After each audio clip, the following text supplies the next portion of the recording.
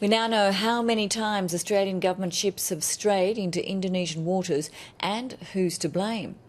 The government's publicly released a 5-page summary of an official report revealing it happened half a dozen times, and it happened because it was left to ships' commanders to work out where the boundaries were. Here's political correspondent Mark Simpkin. It's quite possible this is one of the ships that crossed the line. The footage shows the Navy towing a lifeboat full of asylum seekers towards Indonesian waters. We now know Australian ships crossed the maritime border on 6 occasions between early December and late January. On each occasion, the incursion was inadvertent, the report found.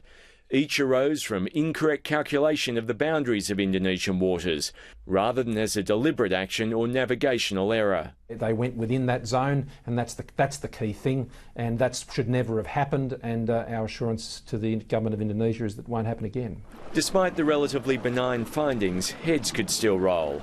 The report concludes the imperative to remain outside Indonesian waters didn't receive adequate attention during the missions.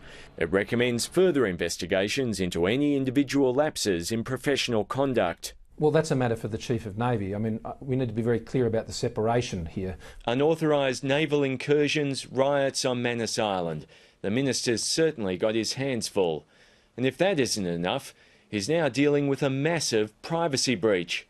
The Immigration Department accidentally published the personal details of around 10,000 asylum seekers.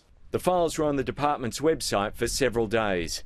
They contained the asylum seekers' names, nationalities and current locations. This appears to be one of the most significant breaches of privacy in Australia's history. Let's be clear. This is a government with a culture of secrecy, but it is utterly unable to manage secrecy. It wasn't a very simple process to access this information, but nevertheless, the breach is absolutely unacceptable. The head of the Immigration Department's ordered an independent review, and the Privacy Commissioner is also investigating. Mark Simpkin, ABC News, Canberra.